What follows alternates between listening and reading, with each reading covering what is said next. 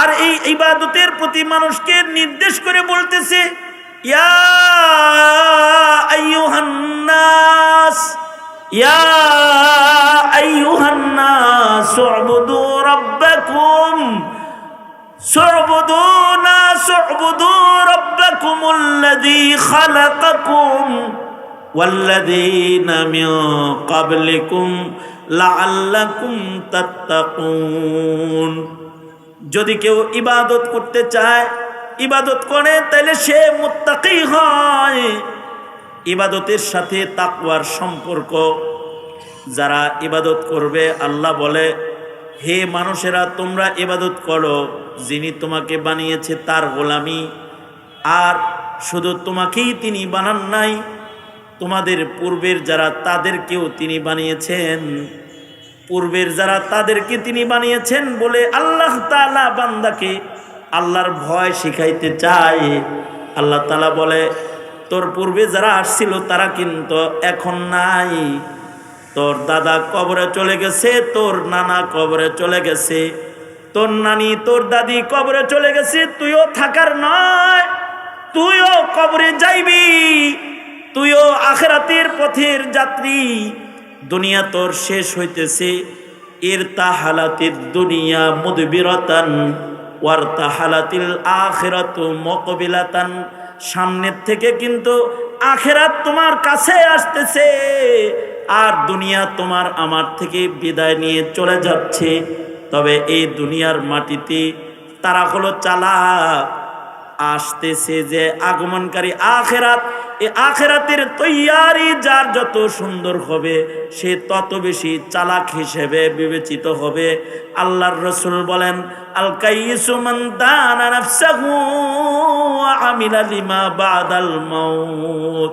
চালাক হলো সেই লোকটা যে মৃত্যুর পরে আখিরাতের প্রস্তুতি নিয়ে নিজে আমলি জিন্দেগি করে, ওই কাজগুলো করে যা তার মরার পরে উপকার দিবে। নাম আল্লাহুম্মা সাল্লি আলা মুহাম্মাদি ওয়া আলা আলি মুহাম্মাদ কামা সাল্লাইতা আলা ইব্রাহিম ওয়া আলা আলি ইব্রাহিম ইন্নাকা হামিদুম মাজিদ। আল্লাহুম্মা বারিক আলা মুহাম্মাদিন ওয়া আলা আলি মুহাম্মাদ কামা বারাকতা আলা ইব্রাহিম ওয়া আলা আলি ইব্রাহিম ইন্নাকা হামিদুম মাজিদ। বালাগাল উলা বিকামালিহি কাশাফাদ দুজা বিজামালিহি হাসুনাত জামিউ খিসালিহি সাল্লু আলাইহি ওয়া আলিহি। আলহামদুলিল্লাহ, দারুল উলুম টঙ্গী মাদ্রাসা আয়োজিত খতমে কোরআন, খতমে বুখারী, দাওরায়ে হাদিসের ছাত্রদের দস্তরবন্দি উপলক্ষে আয়োজিত মহতি দোয়া মাহফিলের মোহতারাম সদর, উপস্থিত হজরত বুজুর্গ উলামায়ে কেরাম, সম্মুখপানে সমবেত দিন প্রিয়, ইসলাম প্রিয়, দিনদার ইমানদার মুমিন মুসলমান ভাইরা, বুড়া বাবারা, যুবক ভাইরা, পর্দার আড়ালের মা বোনেরা, আল্লাহর দরবারে শকর। আল্লাহ তাআলা দ্বীনি নসিহতের মজমায়ে ওলামাদের সোহবতে মাদ্রাসার ছাত্রদের দস্তরবন্দি দোয়া মাহফিলে আল্লাহ তাআলা আমাদের আসার বসার তৌফিক দান করেছেন। এই জন্যে কালিমাতুশ শুকর পড়ি, শুকরিয়া আদায় করি, জবান খুলে ভক্তি ভরে মোহাব্বতে সমস্বরে সকলে মিলে বলুন আলহামদুলিল্লাহ। দারুল উলুম দেওবন্দের নামে নাম এই মাদ্রাসার। এই কারণে অন্যান্য নামের মাদ্রাসার চাইতে এই মাদ্রাসার প্রতি দুর্বলতা সবার বেশি। আমারও টঙ্গী দারুল উলুমের প্রতি দুর্বলতা বেশি। আর এই মাদ্রাসার মুহতামিম সাহেব হুজুর, মুহাদ্দিসিন হজরত যেনারা রয়েছেন, ওনারা আমাকে মোহাব্বত করেন এবং ওনাদের দোয়ার প্রতি আমার আকর্ষণ বেশি। এই কারণে এই মাদ্রাসার কোনো প্রোগ্রাম যদি হয়, ওনারা চান, ওনাদের দিলের চাহিদা থাকে যে মৌলানা আইয়ুবী আসুক, আর আমিও এরকম একটা এটাকে সাআদতমন্দি মনে করি যে ব্যস্ততা বিভিন্ন প্রোগ্রামের ফাঁকে হলেও দিন রাতের কোনো অংশে এখানে শরিক হয়ে যাওয়াটা মাদ্রাসা পরিবারের সদস্যের দায়িত্ব মনে করি। এবং ওই দায়িত্বের থেকেই দেখা যায় যে কখনো কখনো আসরের পরে, কখনো কখনো জোহরের পরেও এই মাদ্রাসার মাহফিলে বয়ানে বসে গেছে। এটা আসলে বয়ান করা মাকসাদ না, মাকসাদ হলো শরিক হওয়া, মহাব্বতের দস্তরখানের ভেতরে ভাগ রাখা। তো ওইটাই আজকে এখানে আপনাদের সামনে বসে যাওয়াটা, এটাও তারই একটা অনুকরণ, ওইটারই হিস্সা। আমি আপনাদের সামনে বসে গেছি, আপনারাও যারা মাদ্রাসার মহাব্বতে মাদ্রাসার মাহফিলে চলে এসেছেন, বুজুর্গ হজরত উলামায়ে কেরাম যারা মাদউ মেহমান আছেন, ওনারা গুরুত্বপূর্ণ নসিহত করবেন। বরকতের নিয়তে আপনাদের সামনে আয়াত হাদিস পেশ করেছি, এগুলোকে সামনে করে ছোট্ট একটি সবক আপনাদের সামনে তাকরার করা। আল্লাহ তাআলা কিছু উপকারী কথা আপনাদের কানে পৌঁছে দেওয়ার তৌফিক দান করেন। আপনারা দোয়া করুন, বলুন আমিন। আল্লাহ তাআলা আমাদেরকে মানুষ হিসেবে বানিয়েছেন, উদ্দেশ্য রয়েছে, উদ্দেশ্যবিহীন নয়। আমাদেরকে বানাইবার উদ্দেশ্য হলো ইবাদত। এ কারণে মানুষকে আল্লাহ তাআলা ইবাদতের নির্দেশ করেছেন। ইয়া আইয়ুহান নাসু উবুদু রাব্বাকুম, হে মানব সকল, তোমরা তোমাদের রবের ইবাদত করো। নির্দেশ কার? জোরে বলেন, নির্দেশ কার? আল্লাহ। আমাদেরকে বানানোর মাকসাদও ইবাদত।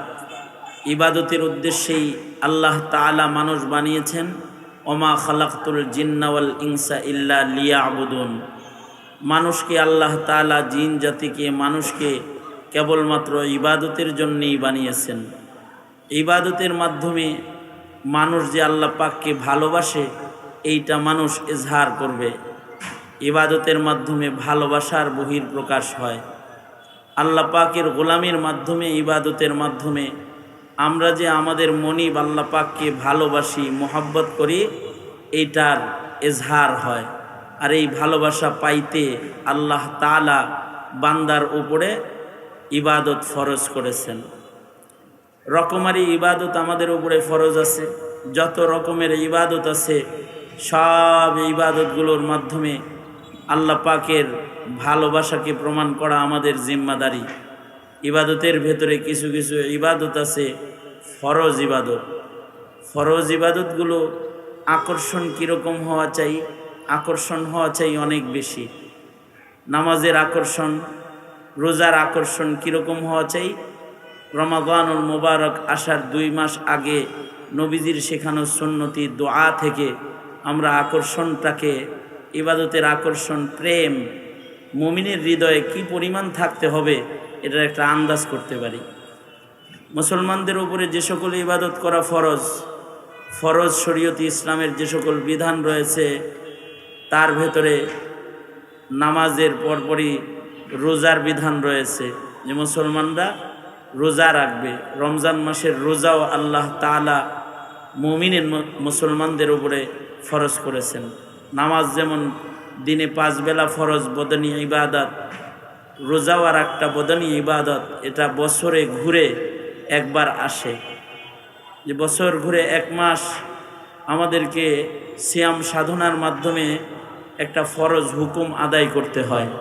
কিন্তু আল্লাহর রাসূল সাল্লাল্লাহু আলাইহি ওয়াসাল্লাম এই ইবাদতের আকর্ষণটা বান্দা প্রকাশ করবে কি পরিমাণ, যে এই ইবাদতের মাসটা আসার 2 মাস আগের থেকে মুমিন মুসলমানকে, নিজ উম্মতকে আল্লাহর রাসূল সাল্লাল্লাহু আলাইহি ওয়াসাল্লাম দোয়ার তালিম দিয়েছেন। রজব মাসের চাঁদ উঠলে আল্লাহর রাসূল দোয়া শিখাইয়া দিয়েছেন যে 2 মাস ঘুরাই এবার ওই যে সামনে একটা ফরজ হুকুম আসতেছে রোজা, এই রমজান লাভের জন্য তোমরা আল্লাহ পাকের কাছে দোয়া করতে থাকো। 1 মাস রোজা রাখবে, 60 দিন আগের থেকে এর প্রস্তুতি, এটাকে বলে প্রেম। এই যে প্রস্তুতি, আকর্ষণ, এই আকর্ষণ ইবাদতের ভেতরে বান্দার পাওয়া যাইতে হবে। আল্লাহর রাসূল সাল্লাল্লাহু আলাইহি ওয়াসাল্লাম 2 মাস আগের থেকে দোয়া করতেন, আল্লাহুম্মা বারিক লানা ফি রাজাব ওয়া শাবান ওয়া বাল্লিগনা রমাদান। ওগো আল্লাহ, একটা ফরজ হুকুম কাছাকাছি চলে এসেছে, এ আল্লাহ এর রজবে এসে পড়েছি, সামনে শাবান, এরপরেই যে ফরজ হুকুম আদায়ের মাস রমজান আছে, আপনি দয়া করে মেহেরবানি করে আমাকে রমজান পর্যন্ত পৌঁছায় দেন। সুবহানাল্লাহ। কয় মাস আগের থেকে দোয়া? 2 মাস আগের থেকে দোয়া। আশ্চর্য বিষয় হলো, এই দোয়ার মাধ্যমে নবীজি তো কোনো কিছু অযথা উম্মতকে শেখানোর কথা না। কারণ হলো, নবীজি নিজের থেকে কোনো কিছু বলেন না। নবীজি নিজের থেকে কিছু বলেন না।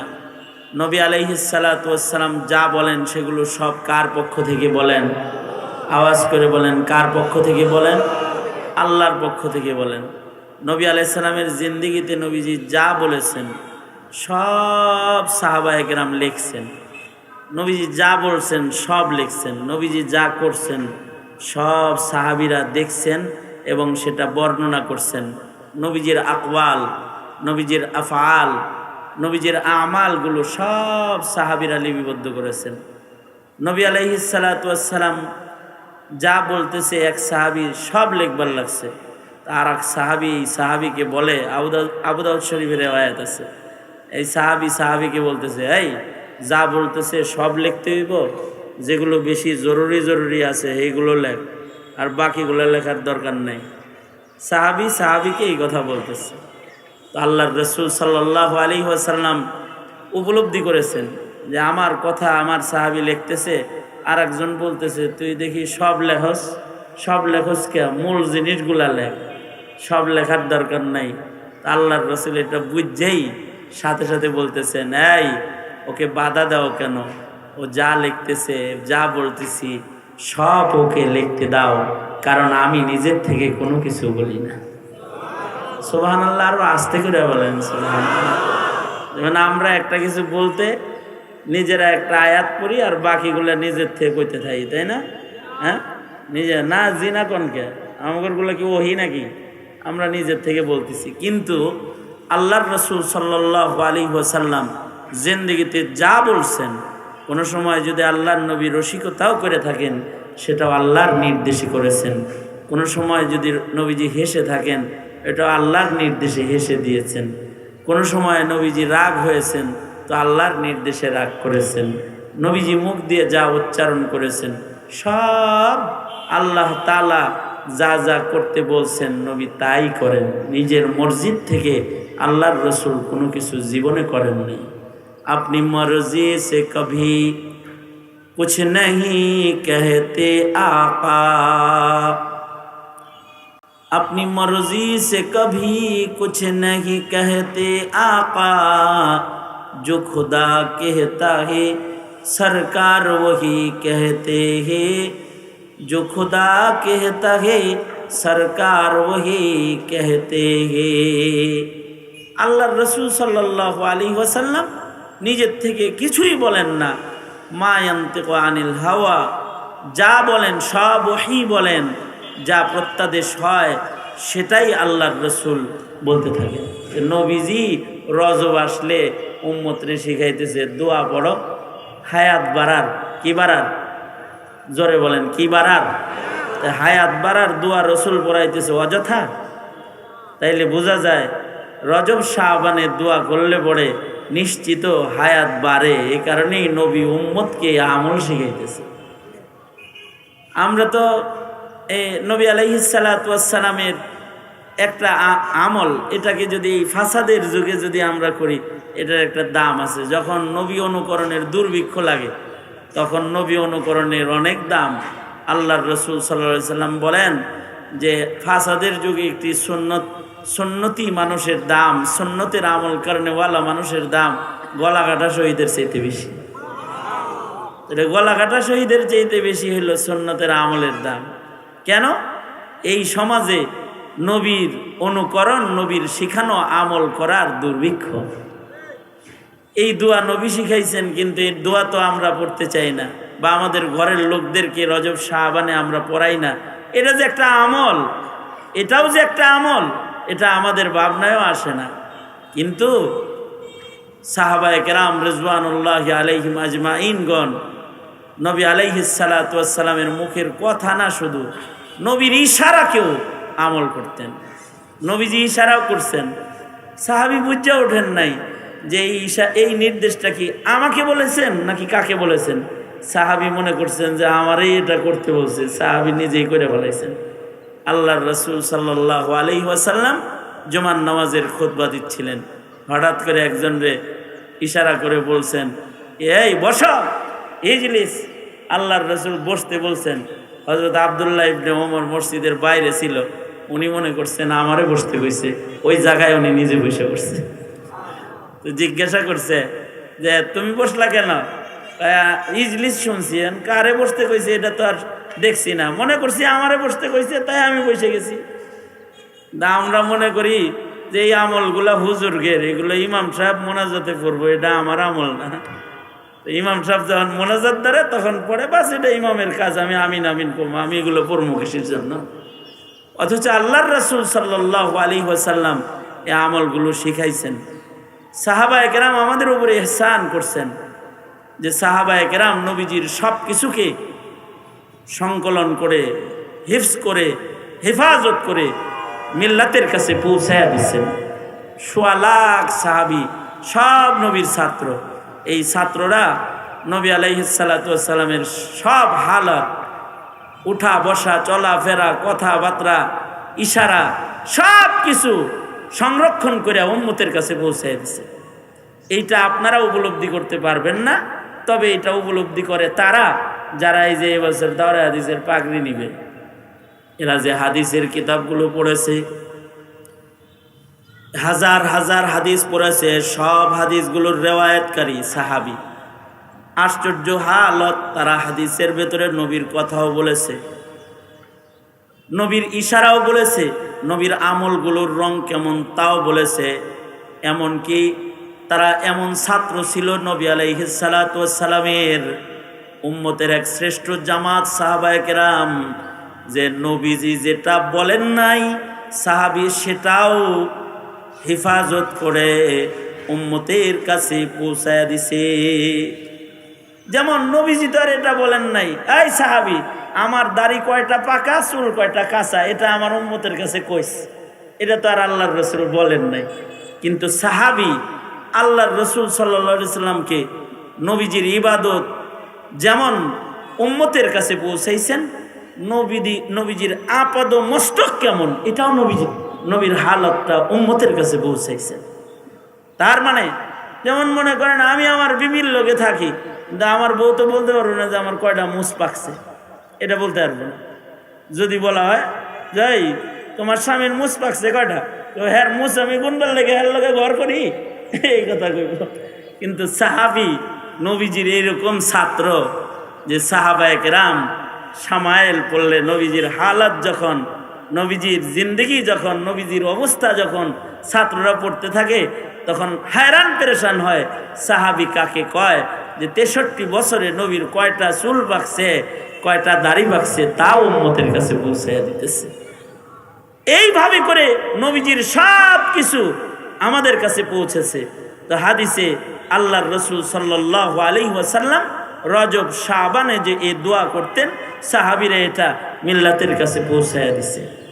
এবং সাহাবীরা বলে নিশ্চিত এই দোয়া বললে হায়াত বাড়বে, এই দোয়া বললে কি বাড়বে? হায়াত বাড়বে। কারণ আল্লাহর রাসূল তো অযথা দোয়া শিখান নাই।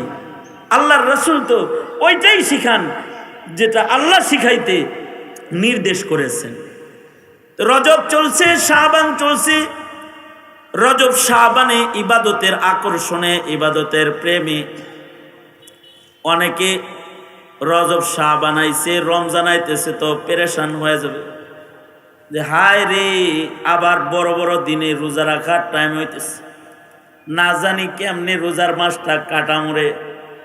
তা এখন থেকে ডাক্তার দেখানো শুরু করছে, প্রেসক্রিপশন রেডি করতেছে, কোনো মতে যদি ডাক্তার রেডি এটা লেখানো যায় যে তোমার রোজা রাখা যায় নেই, তোমার গ্যাস্ট্রিক বাইরে যাইব, তুমি কিন্তু না খায়া থাকো না, তুমি কিন্তু খায়ও, বাস এরকম একটা প্রেসক্রিপশন আবিষ্কার করতে পারলে কোন রকম সারা রমজান খায়া দেয়া কাটায়া দিব, এই প্রস্তুতি অনেকের। কিন্তু উম্মতকে নবীজি কি ইবাদতের আকর্ষণের প্রস্তুতি শিখাইতেছে। আল্লাহর রাসূল সাল্লাল্লাহু আলাইহি ওয়াসাল্লাম উম্মতকে শিখাইতেছে, রজবের চাঁদ উঠছে, রমজান অনেক দূরে আছে, কিন্তু ইশকে পয়রা ইবাদতের প্রেমে, আল্লাহর প্রেমে 2 মাস আগের থেকে দোয়া শুরু করো। সুবহানাল্লাহ। বাংলাদেশে যত ওষুধ কোম্পানি আছে, কোন রকমে যদি কেউ একটা ওষুধ এরকম দিতে পারতো, নাম দিতে পারতো হায়াত বড়ি, কি বড়ি কথা কন না, কি বড়ি, বড়ির উপরে লিখে দিবে যে এটা হায়াত বড়ি, এটা খাইলে পরে হায়াত বাড়বো, তাইলে আল্লাহ দিলে ওইটা যদি কোন রকমে এই ভ্যাকসিন কো, তারপরে স্কয়ার অপশনির, এই যে আরো যত কোম্পানি আছে না, এইগুলার একটারে যদি এই বুদ্ধি দেওয়া যায় যে হায়াত বড়ি আবিষ্কার করেন, তাইলে মোটামুটি এই দেশের যত মানুষ আছে তারা জাগা জমি বেচছে হ্যার বড়ি খাই মরে যাবে, কারণ হায়াত বড়ি খাইলেই তো হায়াত বাড়বো। কিন্তু কিয়ামত পর্যন্ত কেউ কোনো ডাক্তার হায়াত বড়ি দিতে পারবে না কাউকে। মুহাম্মাদুর রাসূলুল্লাহ সাল্লাল্লাহু আলাইহি ওয়াসাল্লাম এমন আমল, ইবাদতে কওলি, এমন একটা দোয়া আমাদেরকে দিয়ে গেছে, যেই দোয়াটা করলে আশা করা যায় হায়াত বেড়ে যাবে। এ কারণে আল্লাহর রাসূলের এই দোয়াকে আমাদের মাশায়েখিনগণ বলেন এটা আবে হায়াত, এই দোয়া হইল আবে হায়াত। এই দোয়া পড়বি তো হায়াত বেড়ে যাবে। নিজে খালি পড়বা না, ঘরের সকলকে পড়ায়া দিবা, যে সবাই পড়ো আল্লাহুম্মা বারিক লানা ফি রাজাব ওয়া শাবান ওয়া বাল্লিগনা রমাদান, আল্লাহুম্মা বারিক লানা ফি রাজাব ওয়া শাবান ওয়া বাল্লিগনা রমাদান। মনে রাখবেন প্রতিটি আমল এটা সুন্নত তরিকায় করতে হয়। এই দোয়া রজবের আগে পড়লে কাজ হবে না। আর এই হায়াত, এই শব্দের দোয়াগুলো নবীজি যে শব্দ গাঁথনি দিয়েছেন, এই গাঁথনির শব্দমালার দোয়া এই রজব শাবানের বাইরেও করা যাবে না। এটা এই 2 মাসের সাথে খাস, যে রজবে শাবানে মিল্লাতেই দোয়া পড়বে। প্রতিটা আমলের সুন্নত তরিকাও শিখতে হয়। আমি তো আগে দোয়া পড়তাম একভাবে, পরে আমার কান ধরে আমার এক উস্তাদে এটা ঠিক করছে, দোয়া পড়তাম রজব মাসে পড়তাম আল্লাহুম্মা বারিক লানা ফি রাজাব ওয়া শাবান ওয়া বাল্লিগনা রমাদান। এবার যখন শাবানের চাঁদ উঠছে তো স্টাইল পাল্টাইতাম, আল্লাহুম্মা বারিক লানা ফি শাবান ওয়া বাল্লিগনা রমাদান, কারণ রজব তো গেছে গা, ওইটা কই এত আর লাভ নাই। এই জন্য পড়তাম আল্লাহুম্মা বারিক লানা ফি শাবান ওয়া বাল্লিগনা রমাদান। তো নামাজ পড়াইতে দিছে, নামাজ পড়ায় টড়া তো দোয়া যে ধরছি, দোয়ার ভিতরে এটা কইছি আল্লাহুম্মা বারিক লানা ফি শাবান ওয়া বাল্লিগনা রমাদান। মাস চলে শাবান মাস, তা দেখে নিচ্ছে নামাজের পরে, এই এদিকে আয়, গেছি, কানে ধরছে, কানে ধরে কয় রজব বাদ দিলি কা, হাদিসে তো রজব শুদ্ধ আছে। এখন কি রজব চলে? শাবান চলে, রজব বলবো কেন? যখন রজবে শাবান কইছস তখন কি শাবান চলছে না রজব চলছে? মানে রজব মাসে যে দোয়া করলাম আল্লাহুম্মা বারিক লানা ফি রাজাবা, এই রজব যে বললাম, এরপরে শাবান বললাম কি লেগে? শাবান কি তখন চলে না? শাবান তখন চলে না, তাই শাবান বলছস কেন? শাবান কামিং আইতাছে, রজবের পরেই শাবান আইতাছে। তাইলে বুদ্ধিমান যদি হও তাহলে শাবানে রজব রে জোড়া লাগাই পড়বা, কারণ রজব আবার 11 মাস পরে কামিং। তাইলে তোমার দোয়া হবে হইলো হায়াত টু হায়াত, জোড়া লাগা যাবে অ্যান্টিবায়োটিকের মতো। তার মানে শাবানে আবার বলতে থাকবে আল্লাহ ওই সামনের রজব আর এই শাবান এগুলোতে বরকত দেন, রমজানে পৌঁছায় দেন। এই শাবানের ধাক্কায় যদি আবার সামনের রজব পেয়ে যাও তো রজবে বলবা বারিক লানা ফি রাজাব ওয়া শাবান, আবার এই রজবের ধাক্কায় পৌঁছবার শাবানে, শাবানের ধাক্কায় পৌঁছবার রমজানে। তাইলে যদি পুরাটা পড়ো হাদিসের শব্দ, তাইলে তুমি চালাকি করে কয় বছরের হায়াত চাইলা? 2 বছরের হায়াত চাইলা, এই রমজান চাইলা, আর চালাকি করে ওই রজব শুদ্ধ চাইছো, মানে সামনের রজব যেটা আইতেছে এটা শুদ্ধ পেঁচ দিয়ে চাইছো। আল্লাহ তাআলার কাছে বান্দা যদি চাইতে পারে, তো সবচেয়ে বেশি যিনি দিতে পারে তিনি কে? চিৎকার করে বলেন, তিনি কে? আল্লাহ। বান্দা যদি চাইতে পারে তাহলে তো তিনি দিতে পারে। তাই তুমি দোয়াটা এরকম ভাঙ্গে চুরা এরকম নান্দি বেষ্টি করে করো, এটারে ঠিকঠাক করেই পড়ো। গোটা রজব শাবান এইভাবেই দোয়া করবে, আল্লাহুম্মা বারিক লানা ফি রজব ওয়া শাবান ওয়া বাল্লিগনা রমাদান। ওগো আল্লাহ, রজব শাবান মাসে আমারে বরকত দেন, আর আমাকে আল্লাহ আপনি আমাকে রমাদানুল মুবারক বরকতি মাস পর্যন্ত পৌঁছায় দেন। এই মাসের দরদ কেন করবে বান্দা? কয় ইবাদতের জন্য করবে, কারণ একটা নফল করলে ইবাদতটা ফরজ হয়ে যাবে। ইবাদত ফরজ আদায় করলে 70 গুণ সওয়াব বৃদ্ধি হয়ে যাবে। এমন রজনী ওই মাসের শেষে পাওয়া যাবে যে 1 রাত ইবাদত করলে পরে 1000 মাস ইবাদত করার চেয়ে উত্তম সওয়াব আমল নামার ভেতরে জমা হয়ে যাবে। কারণ হইছে এই চালাকি করে এই ইবাদতের চান্সগুলা যদি আমরা না নেই, জান্নাতে যাবো কেমনে? আগের উম্মত জান্নাতে যাইব পিছে। এর কারণ তো বনি আদমকে আল্লাহ তাআলা নবী রাসূলদের মাধ্যমে ইবাদত শিখাইছে, কিন্তু আমাদেরকে মুসলমানদেরকে আল্লাহ তাআলা নবীদের শ্রেষ্ঠ নবী দিয়া শ্রেষ্ঠ ইবাদত শিখাইছে।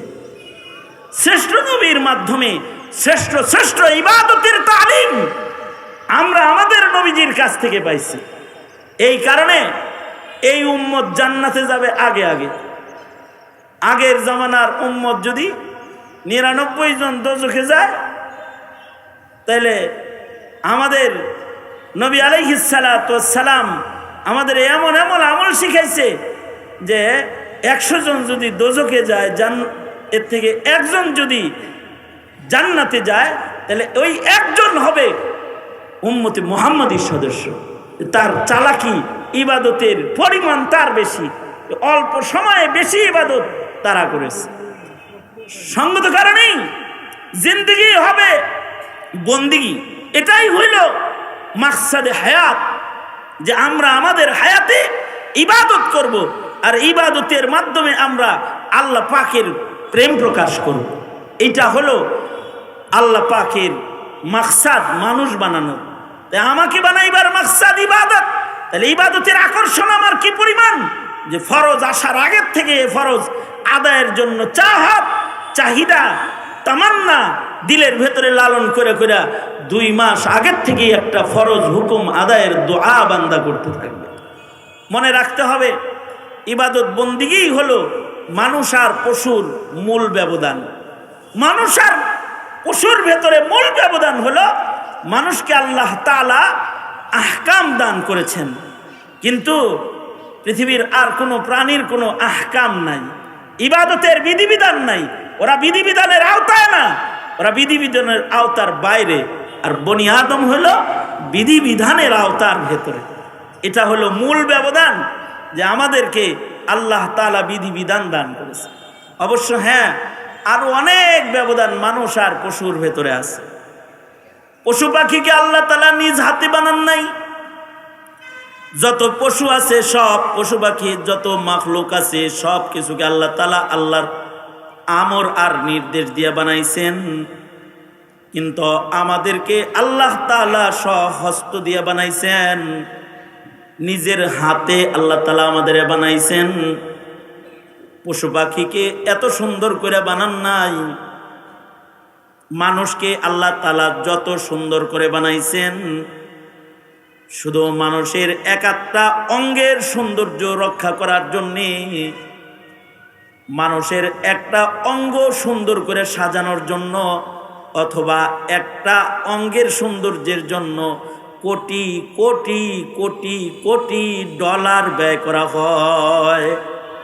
এত সুন্দর মানুষ, তার একটা অঙ্গ মনে করেন এই চুল, এই চুলের পিছনে কত হাজার ডলার খরচ হয় ডেলি, খবর আছে? সারা দুনিয়াতে কোটি কোটি কোটি কোটি সেলুন আছে, আর এই কোটি কোটি সেলুনের ভেতরে কোটি কোটি কোটি কোটি কর্মচারী আছে। এই সব কোটি কোটি কর্মচারী কোটি কোটি ডলার রিয়াল আর টাকার লেনদেন হইতেছে খালি চুল কাটার লেগে।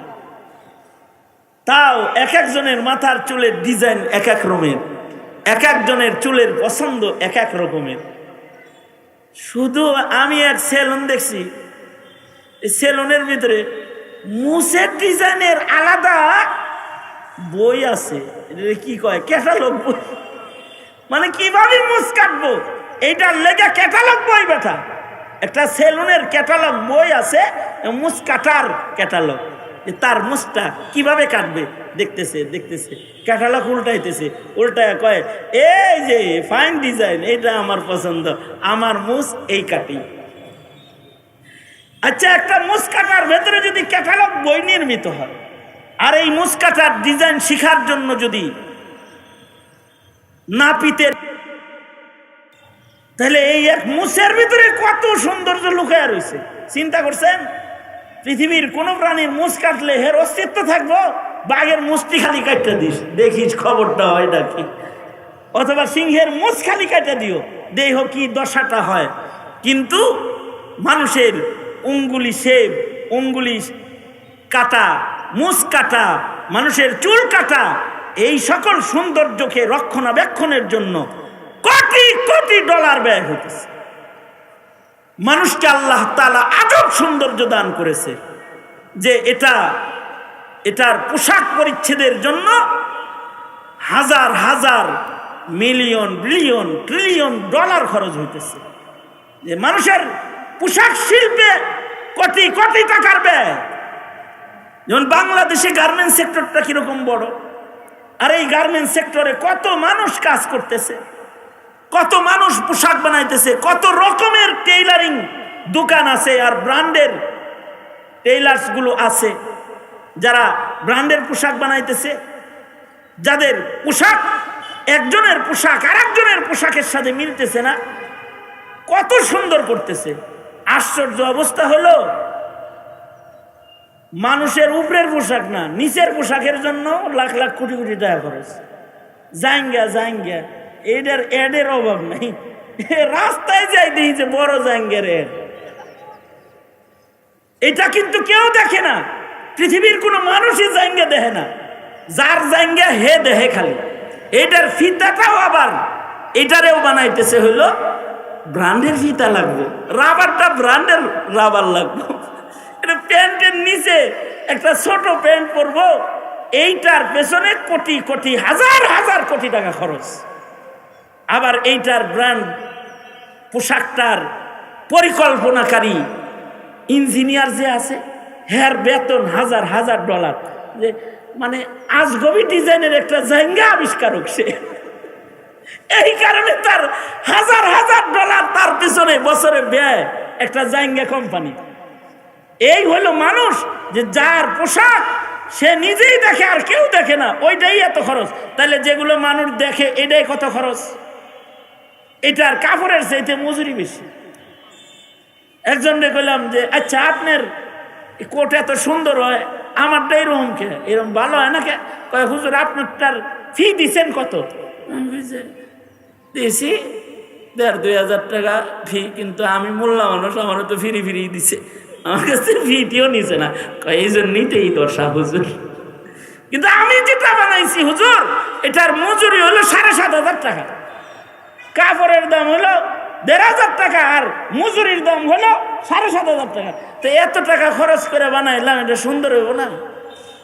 মানুষের দেহই খালি সুন্দর না, মানুষের পোশাকও সুন্দর, মানুষের গঠন সুন্দর, মানুষের গঠনের রং সুন্দর।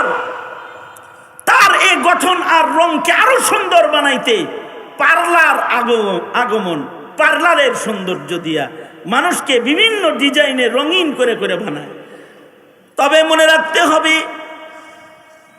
মানুষ হিসাবে মানুষের পোশাকের সৌন্দর্য বড় সৌন্দর্য নয়, মানুষ হিসাবে তার পার্লারের সৌন্দর্য তার আসল সৌন্দর্য নয়।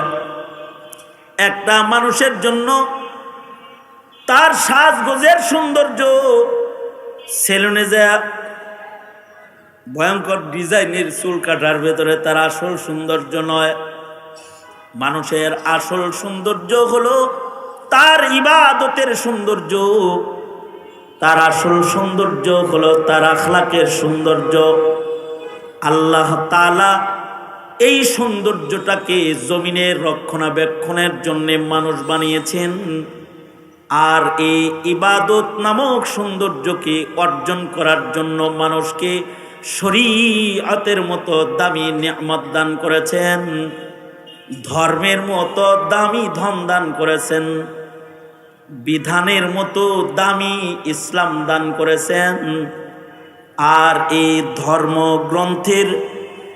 ধর্মের কিতাবকে শ্রেষ্ঠ ইলমের খাজানা ভান্ডার বানায়া আল্লাহ জমিনে পাঠিয়েছেন, কোরআন দান করেছেন, যার দ্বারা মানুষ নিজের আমালকে সুন্দর করবে, নিজের আখলাককে সুন্দর করবে। যে আমল আর আখলাকের জন্য আল্লাহ তাআলা যতন করে নিজের হাতে এ মানুষ বানাইছেন। ওয়ামা খালাকতুল জিন্না ওয়াল ইনসা ইল্লা লিয়াবুদুন। আর এই ইবাদতের প্রতি মানুষকে নির্দেশ করে বলতেছে, ইয়া আইয়ুহান নাস ইয়া আইয়ুহান নাস উবুদু রাব্বাকুম উবুদু রাব্বাকুমুল্লাযী খালাকাকুম ওয়াল্লাযীনা মিন ক্বাবলিকুম লাআল্লাকুম তাত্তাকুন। যদি কেউ ইবাদত করতে চায়, ইবাদত করে, তাহলে সে মুত্তাকি হয়। ইবাদতের সাথে তাকওয়ার সম্পর্ক। যারা ইবাদত করবে, আল্লাহ বলে, হে মানুষেরা তোমরা ইবাদত করো যিনি তোমাকে বানিয়েছে তার গোলামি। আর শুধু তোমাকেই তিনি বানান নাই, তোমাদের পূর্বের যারা তাদেরকেও তিনি বানিয়েছেন, পূর্বের যারা তাদেরকে তিনি বানিয়েছেন বলে আল্লাহ তাআলা বান্দাকে আল্লাহর ভয় শিখাইতে চায়। আল্লাহ তাআলা বলে, তোর পূর্বে যারা আসছিল তারা কিন্তু এখন নাই। তোর দাদা কবরে চলে গেছে, তোর নানা কবরে চলে গেছে, তোর নানি তোর দাদি কবরে চলে গেছে, তুইও থাকার নয়, তুইও কবরে যাইবি, তুইও আখিরাতের পথের যাত্রী। দুনিয়া তোর শেষ হইতেছে। ইরতাহালাতিদ দুনিয়া মুদবিরাতান ওয়ারতাহালাতিল আখিরাতু মুকবিলাতান। সামনের থেকে কিন্তু আখিরাত তোমার কাছে আসতেছে, আর দুনিয়া তোমার আমার থেকে বিদায় নিয়ে চলে যাচ্ছে। তবে এই দুনিয়ার মাটিতে তারা হলো চালাক, আসতেছে যে আগমনকারী আখিরাত। এই আখিরাতের তৈয়ারি যার যত সুন্দর হবে, সে তত বেশি চালাক হিসেবে বিবেচিত হবে। আল্লাহর রাসূল বলেন, আল কাইয়িসু মান দানা নাফসাহু ওয়া আমিলা লিমা বাদাল মাউত। চালাক হলো সেই লোকটা যে মৃত্যুর পরে আখিরাতের প্রস্তুতি নিয়ে নিজে আমলি জিন্দেগি করে, ওই কাজগুলো করে যা তার মরার পরে উপকার দিবে। মুহতারাম হাজিরিন, আজাদি যেটা আছে, আজাদ চলাফেরা, ইবাদত শূন্য চলাফেরা, এটা আমাদেরকে কল্যাণ দিবে না। আমাদের কল্যাণ রয়েছে ইবাদত আর বন্দেগীর ভিতরে, ঠিক কিনা বলেন? ইবাদত বন্দেগী। এই পৃথিবীর সকল জ্ঞান বিজ্ঞানীরা তোমাদেরকে পশু বানাইতে চায়, মানে ইবাদত শূন্য বানাইতে চায়। ডারউইন তোমাদেরকে বানর বানাতে চায়, তার মানে বিধান মুক্ত করতে চায়, তোমাকে ইবাদত শূন্য করতে চায়। কিন্তু তুমি তো বানর না, তুমি শিম্পাঞ্জি না, তুমি অন্য কোনো মাখলুক না, তুমি আল্লাহর হাতে তৈরি ইনসান, তুমি ইনসান। সুতরাং তোমার ভেতরে থাকতে হবে আল্লাহর পছন্দের ইবাদতের সৌন্দর্য। মুহতারাম হাজরিন, নিজেরা ছোট ছোট আমলকে হেফাজত করি, বড় বড় আমলের তৈয়ারি গ্রহণ করি। যেমন আসন্ন রমাদান একটি ফরজ আসতেছে, এর আগে হায়াত বড়ি, হায়াত বড়ি আল্লাহর রসুল দিছে। দুনিয়ার কোনো ডাক্তার হায়াত বড়ি দিবে না, আল্লাহর রসুল হায়াতের দোয়া দান করেছে। এ দোয়া রজব শাবানে নিয়মিত পড়ি এবং নিজের পরিবারের সকলকে পড়াবো ইনশাআল্লাহ। বলেন এই বাড়িতে সবাই পড়াইবেন তো এই দোয়া? কারা কারা পড়াইবেন? আত্মরান্ত দেখি কিভাবে পড়াইবেন? আমার লগে পড়েন আল্লাহুম্মা, হাত নামান, আল্লাহুম্মা। জোরে করে পড়তেন পারেন না? মুখ খুলতেন পারেন না? করেন কেন? জোরে বলেন আল্লাহুম্মা বারিক লানা ফি রজব ওয়া শাবান ওয়া বাল্লিগনা রমাদান। আল্লাহুম্মা বারিক লানা ফি রজব ওয়া শাবান ওয়া বাল্লিগনা রমাদান। ইবাদত যারা করবে তাদের হৃদয়ে আল্লাহর মুহাব্বত হবে, নবীর মুহাব্বত হবে। কিসের মাধ্যমে? ইবাদতের মাধ্যমে। এই বলেন, ইবাদত যারা করবে তাদের হৃদয়ে কার মুহাব্বত হবে? আল্লাহর মুহাব্বত হবে, নবীর মুহাব্বত হবে। কারণ ইবাদত করতে যে এত রসুল খুঁজবে যে নবীর সুন্নত মাফিক করতে হইবে, আন্দাজে মান্দাজে করলে তো কাম হবে না। সুন্নতের অনুকরণ হবে, নবীর মুহাব্বত হবে, ইবাদত হবে, আল্লাহর মুহাব্বত হবে। এ কারণেই যারা ইবাদত করে তারা নাস্তিক মুরতাদ যখন আল্লাহর উপরে, নবীর উপরে আক্রমণ করে, আবেদ যারা তাদের গায়ে জ্বালা পালা ধরে, যাগর জ্বালা ধরে না, খুঁজটা দেখেন, তাকায় দেখেন, ওরা নমাজও পড়ে না, রোজাও রাখে না, ওরা ইসলাম মানে না, ইবাদত করে না। আরে ইবাদত না করতে করতে খ্রিস্টানের লগে মিলছে, ইহুদির লগে মিলছে, ইসলামে আক্রমণ করলে ওর আবার আসে যায় কি? ওর তো কিছু আসে যায় না, ওর কিছু আসে যায় না। কারণ হলো ইবাদত বন্দিগি তার ভেতরে নাই। যার ইবাদত নাই, যার ইবাদত নাই তার ভেতরে আল্লাহ, আল্লাহর নবীর মুহাব্বত নাই। ঠিক কিনা বলেন? যার ইবাদত নাই তার কি নাই? আল্লাহ, আল্লাহর রাসূলের মুহাব্বত নাই। সুতরাং জাতিকে যদি নাস্তিক্যবাদ থেকে সরাতে চান, জাতিকে যদি ইহুদ নাসারার অনুকরণ থেকে সরাতে চান, তো ইবাদতের নুসখা নিজ নিজ সন্তানদের হাতে তুলে দেন, প্রজন্মের হাতে তুলে দেন, ইবাদত তুলে দেন, বন্দিগি তুলে দেন। পারবেন না ইনশাআল্লাহ? ইনশাআল্লাহ আল্লাহ তাআলা আমাদের সন্তানকে ইবাদত বন্দিগির তালিম দিয়ে সন্তানদেরকে দিন শিখানো, দিনের দরদ প্রবেশ করানোর তৌফিক দান করুন। এতটুকু আরজি রেখেই সংক্ষিপ্ত কথা এখানেই শেষ করছি। जो कुछ हुआ या रब तेरे करम से हुआ, जो कुछ होगा तेरे करम से ही होगा।